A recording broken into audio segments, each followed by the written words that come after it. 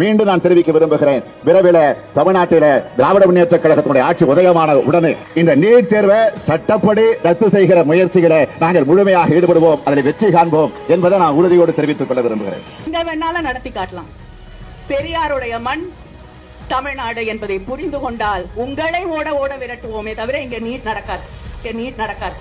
அனிதால ஆரம்பிச்சுமா இந்த 3 வருஷத்துல மட்டும் அனிதா, சுபஸ்ரீ, பிரதீபா, மோனிஷா, கோவை சுபஸ்ரீ, ரீத்துஸ்ரீ, வைசியா, ஏஞ்சலினா, கீர்த்தனா, தனலட்சுமி, ஆதித்யா, மோதிலால், ஜோதிஸ்ரீ, விக்னேஷ் 14 குழந்தைங்க தற்கொலை பண்ணிருக்குமா? நாங்க சொல்றோம் 7 மாசத்துல கண்டிப்பா நீட் தேர்வு ரத்து செய்யப்படும். தலைவர் அறிவிச்சுட்டாங்க, 7 மாசத்துல கண்டிப்பா நீட் தேர்வு ரத்து செய்யப்படும். ஒரே ஒரு ரகசியம் தான், அந்த ரகசியத்தை நான் இப்ப சொல்லிடுறேன்.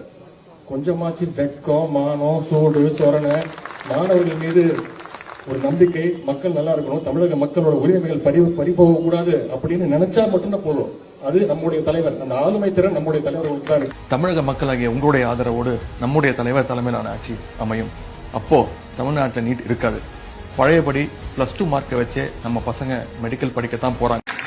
என்ன கேட்கறாங்க? எப்படி நீங்க அறிவு திருவிழா நடத்தலாம்? யாரை கேட்டு நடத்துனீங்க? எதுக்காக நடத்துனீங்க? அறிவு இருக்கிறவன் திருவிழா நடத்துறான்.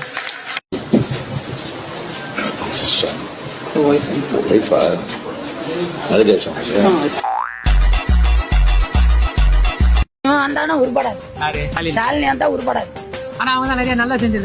என்னத்த வெங்காயம் செஞ்சுக்கிறா பாப்பா, என்ன செஞ்சுக்கிறான் இவன்? வந்ததுல இருந்து நாங்க குட்டிச்சாராத்தான் போயிருக்கோம்.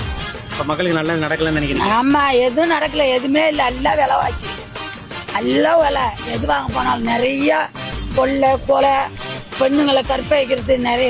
இவங்க ஆட்சி வந்தாவே அதான் நடக்கும்.